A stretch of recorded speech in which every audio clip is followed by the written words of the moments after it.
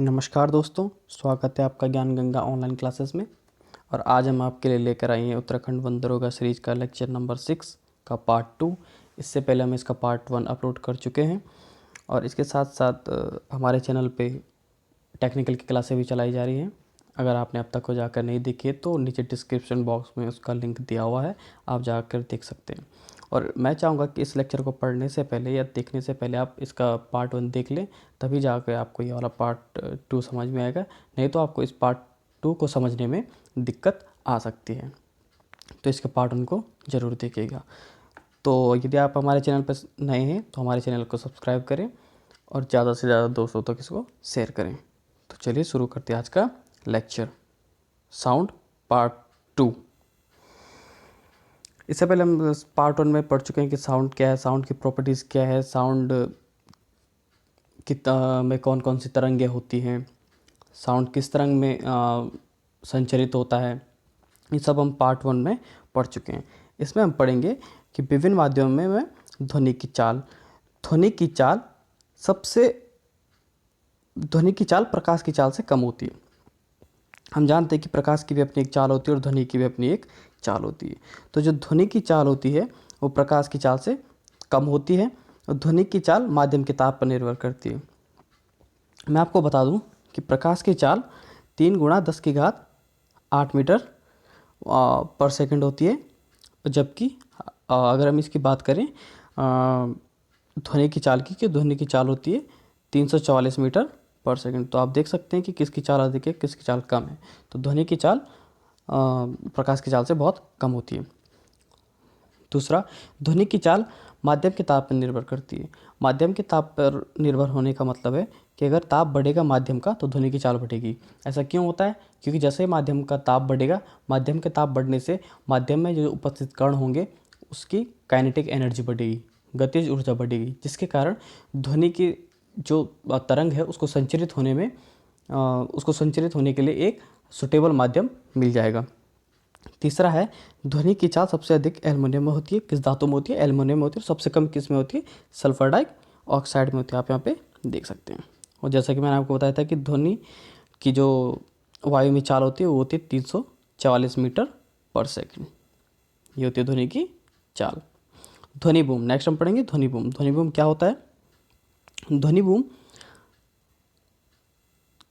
होता है sonic boom.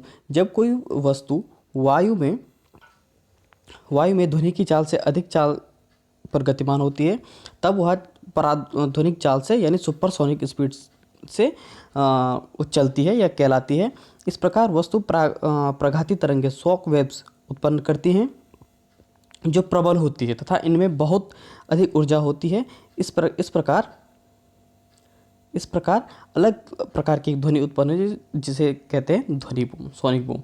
इसको हम इसके फिगर से समझेंगे। इस ध्वनि बूम क्या होता है, यानी साउंड सोनिक बूम क्या होता है। ये जैसा कि आप यहाँ पे देख सकते हैं कि ये कोई, अगर आपने देखा होगा कि कोई फाइटर जेट यानी लड़ाकू विमान को चलते हुए देखा होगा, तो जब वो चलता है तो जो उसकी स्पीड होती है वो सुपरसोनिक स्पीड होती है। वो ध्वनि की चाल से भी अधिक चाल से गति करता है, तो इसीलिए जो उसकी स्पीड होती है वो सुपरसोनिक स्पीड होती है।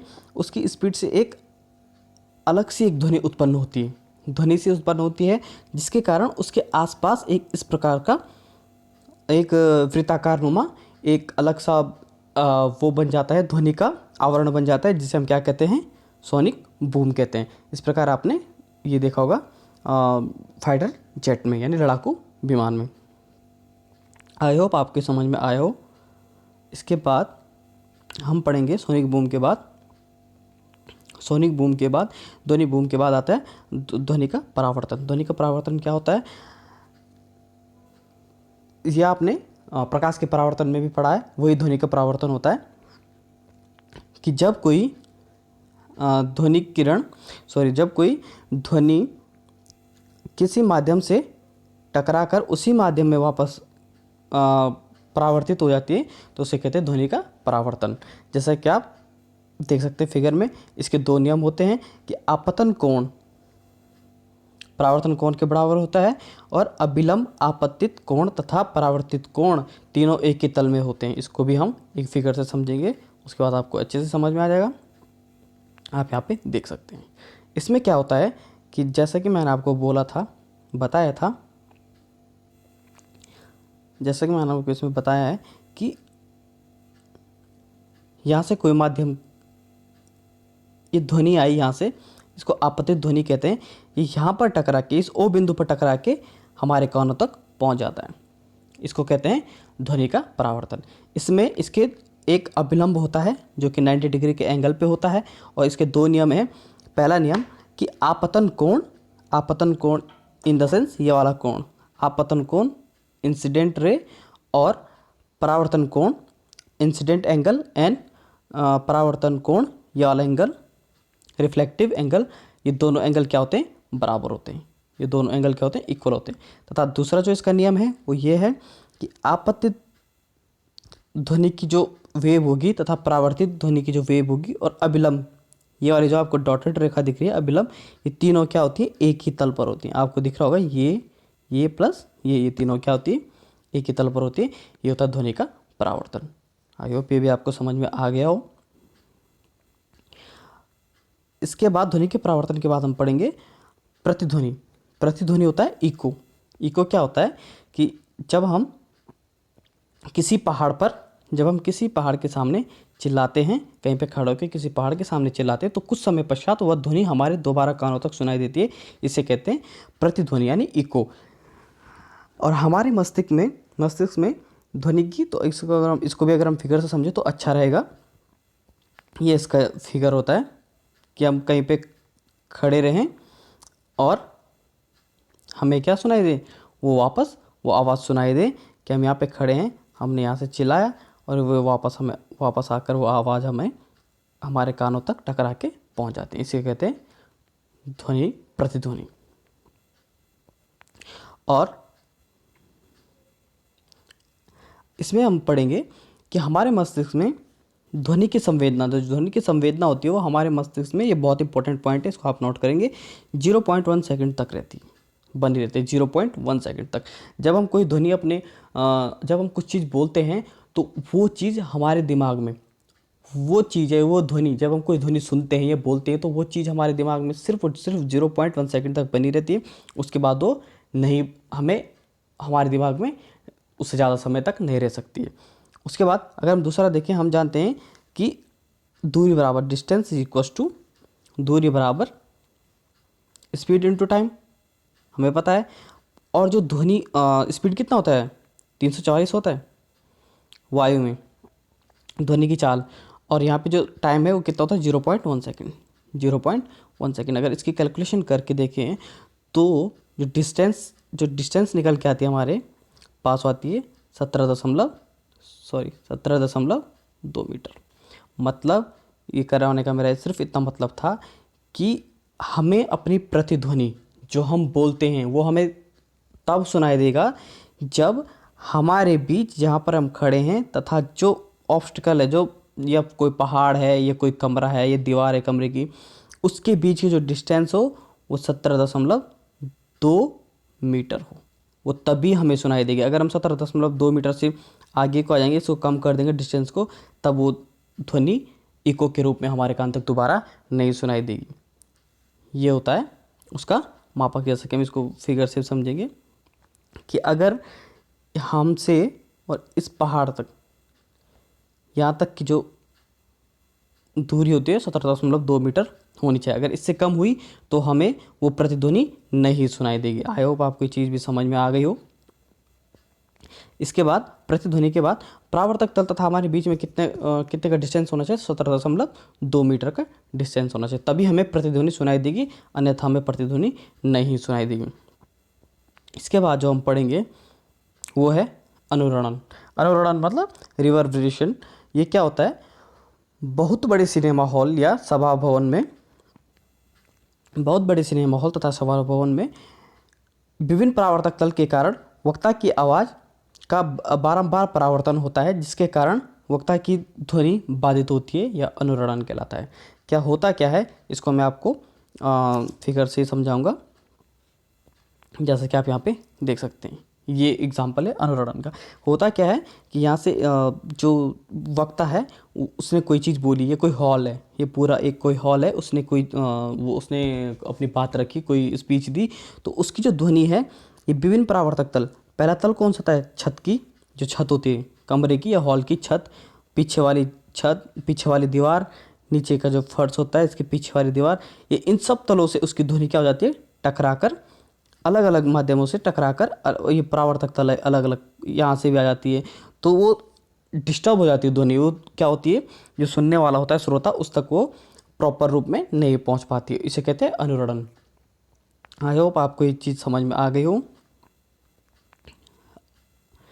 और अनुरणन कम करने के लिए हॉल की छतों पर तथा दीवारों पर ध्वनि अवशोषक पदार्थों जैसे फाइबर, बोर्ड, खुरदरे प्लास्टिक और पर्दे लगाए जा सकते हैं। आप यहाँ पे पढ़ते हैं लगाए जा सकते हैं। उससे क्या हो जाता है कि जो ध्वनि का जो बारंबार परावर्तन है वो परावर्तन नहीं होता है। आप देख सकते हैं इसमें क्या करा जाता है, इसको कम करने के लिए कि इसकी छत पर, इसकी पीछे वाली दीवार, नीचे और पीछे क्या लगाया जाता है, ये तो खुरदरा प्लास्टर या फाइबर लगा दिया जाता है, जिससे क्या होता है कि यहाँ से निकलने वाली ध्वनि यहाँ पर ही अवशोषित हो जाए, वो श्रोता तक ना पहुँचे। श्रोता तक केवल कौन सी ध्वनि पहुँचे, जो ब्लैक रंग में आपको दिखाई दे रही है, ब्लैक लाइन में आपको दिखाई दे रही है, सिर्फ यही पहुँचेगी।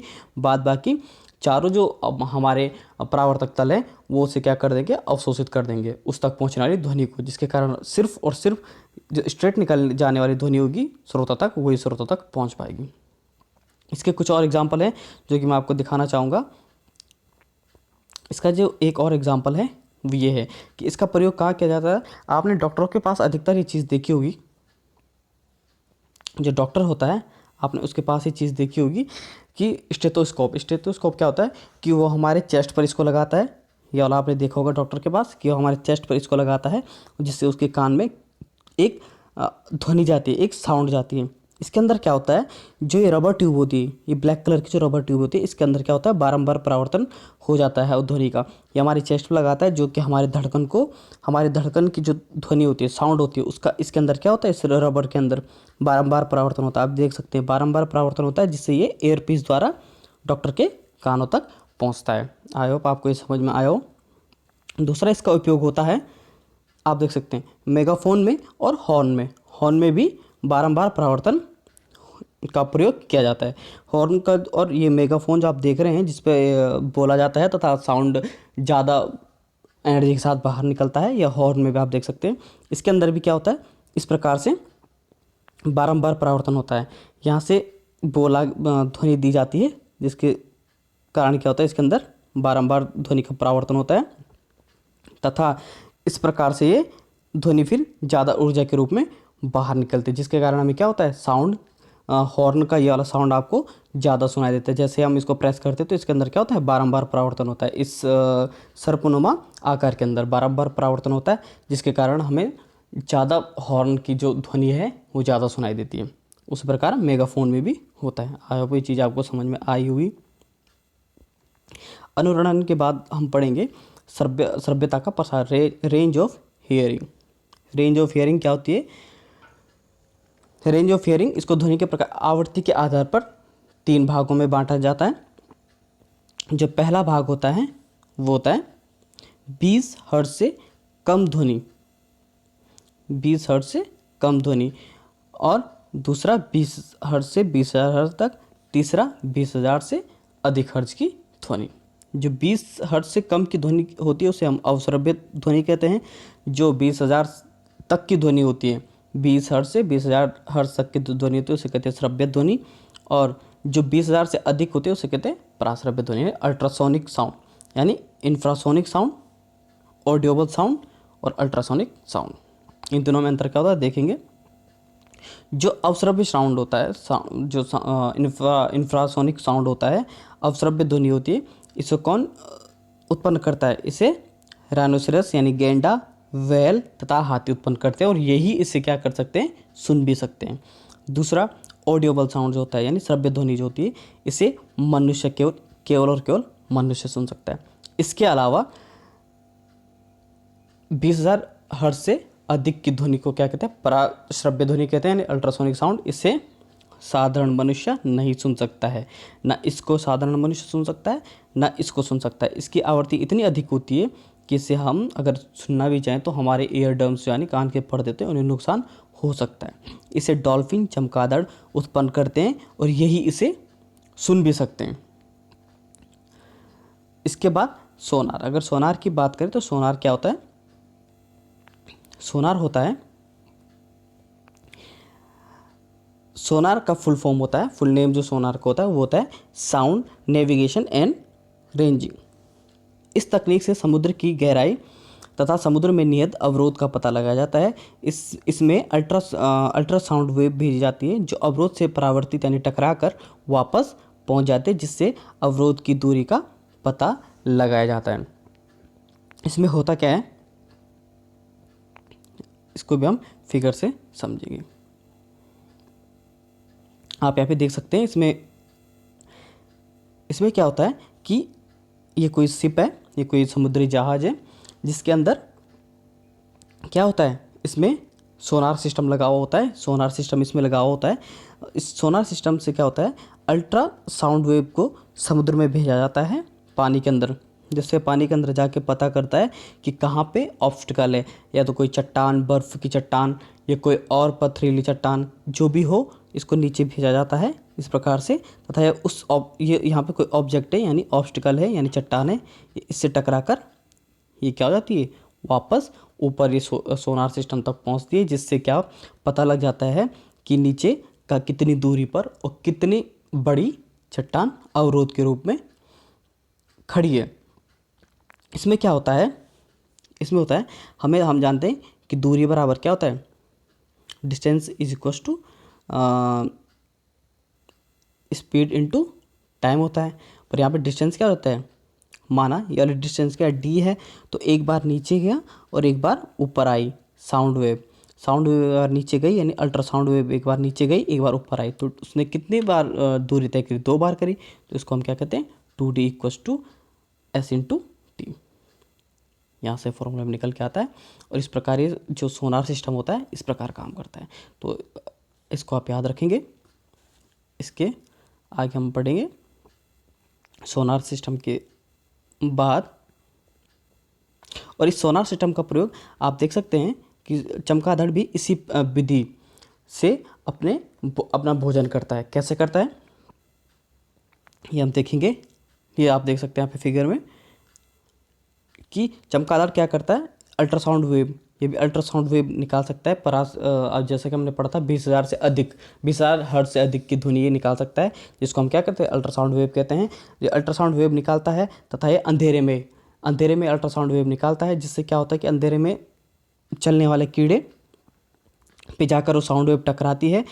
उसके बाद वो साउंड वेव वहाँ से रिफ्लेक्ट होकर परावर्तित होकर वापस चमगादड़ तक पहुँचती है। यहाँ से वेव जाती है और यहाँ से वेव टकरा करके वापस चमगादड़ तक पहुँचती है, जिससे चमगादड़ को पता चल जाता है कि जो सामने जो कीड़ा है वो कितनी दूरी पर है और कितना बड़ा है, और वहीं पे एग्जैक्ट जाके चमगादड़ से अपने भोजन के रूप में ग्रहण कर लेता है।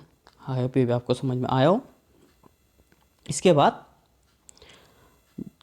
बाद जो नेक्स्ट टॉपिक है वो है मानव कान की संरचना। ये भी बहुत इंपॉर्टेंट है, ये सिलेबस में दिया हुआ है। इसको हम पढ़ेंगे किस प्रकार से मानव कान की संरचना होती है। मानव कान की संरचना आप यहाँ पर भी देख सकते हैं। इसमें 3 भागों में बांटा गया मानव के कान को, बाह्य कर्ण, मध्य कर्ण और आंतरिक कर्ण। इसमें क्या क्या होता है पढ़ेंगे। बाह्य कर्ण बाहरी परिवेश से ध्वनि तरंगे एकत्रित करता है और मध्य कान को भेजता है। इसमें क्या होता है आप यहाँ पे भी देख सकते हैं। इस प्रकार से आप यहाँ पे भी देख सकते हैं क्या करता है। बाह्य, ये आउटर एरिया होता है, आउटर ईयर होता है, आउटर ईयर। यहाँ पे इसको क्या करता है, ये बाह्य कर्ण बाहरी परिवेश से साउंड को एकत्रित करता है तथा मध्य भाग तक, ये वाला मध्य भाग होता है, यह वाला भाग मध्य भाग होता है, और यह वाला भाग बाह्य होता है, और यह वाला भाग इनर भाग होता है। तो ये आउटर ईयर क्या करता है, बाहरी परिवेश से ध्वनि को एकत्रित करके मध्य भाग में भेजता है। इसके अलावा मध्य कान एकत्रित ध्वनि श्रवण नलिका से गुजरती है। श्रवण नलिका के सिरे पर एक पतली झिल्ली होती है जिसे कर्णपट्ट कहते हैं यानी ईयर ड्रम कहते हैं। इस प्रकार मध्य कान में विद्यमान 3 हड्डियां इन कंपनों को कई गुना बढ़ा देती है तथा आंतरिक कान को भेजती है। इसको भी समझेंगे फिगर द्वारा। आप देख सकते हैं यहाँ पर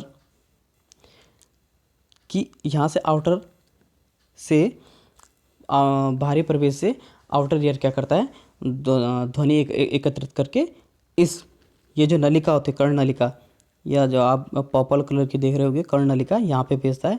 इसके बाद यह इनर यानी मध्य कान में भेजता है। मध्य कान में यहाँ पे एक ये झिल्ली लगी होती है जिसे एयर ड्रम कहते हैं। ये आप देख सकते हैं जिसे एयर ड्रम कहते हैं। एयर ड्रम का काम होता है, यहाँ पे एयर ड्रम होता है हमारे कान का पर्दव्य हम जिसे कहते हैं। इसके बाद इसमें अंदर 3 हड्डियाँ होती हैं, जैसे कि आप देख सकते हैं ये हैमर होती है, एनविल होती है, तीसरा स्टेपेस होता है ये वाला, देख सकते हैं आप। ये 3 हड्डियाँ होती हैं जो कि क्या करती है, जो बाहर से जो ध्वनि आती है उसकी तीव्रता को और अधिक कर देती है, 2 गुना 3 गुना बढ़ाकर। और इनर एरिया, जो इनर एरिया वाला जो एरिया होता है यहाँ ध्वनि को भेज देती है।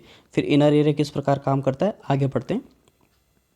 आंतरिक कान में द्रव से भरी हुई एक नली है जिसे कर्णावर्त कहते हैं। यह कर्णावर्त दाब परिवर्तनों अथवा ध्वनि तरंगों को विद्युत संकेतों में परिवर्तित कर देता है। इन विद्युत संकेतों को श्रवण तंत्रिका द्वारा मस्तिष्क तक भेज दिया जाता है।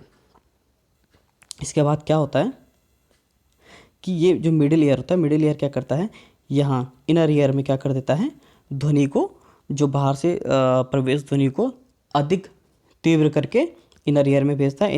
इनर ईयर में होता क्या है, इनर ईयर इस ध्वनि को क्या करता है, मस्तिष्क तक, ये मस्तिष्क, ये जो नब्ज यहाँ से जाती है, इस ध्वनि को इस नब्ज के द्वारा, ये आप देख सकते हैं यहाँ से ये वाला जो पार्ट होता है इसके द्वारा मस्तिष्क तक भेजता है। किस प्रकार से, ध्वनि तरंग को विद्युत तरंग में। आप ध्यान रखना ये वाला जो इनर एरिया होता है ये वाला, ये क्या करता है, इस ध्वनि तरंग को विद्युत तरंग में कन्वर्ट करके इस नब्ज के द्वारा, यहाँ पे बहुत सारी नब्ज होती हैं, इसके द्वारा मस्तिष्क तक भेज जाता है। उसके प्रकार आगे का कार्य मस्तिष्क करता है। आई होप आपको एक कान की पूरी संरचना समझ में आई हो। अगर आपको लेक्चर समझ में आए तो प्लीज़ कमेंट करें। अगर आप जो चीज़ आपको समझ में नहीं आए उसके लिए भी आप कमेंट कर सकते हैं, और आपके कमेंट और लाइक से हमें मोटिवेशन मिलता है आगे और अच्छा करने का, ताकि हम आपके लिए और अच्छा कर सकें। धन्यवाद।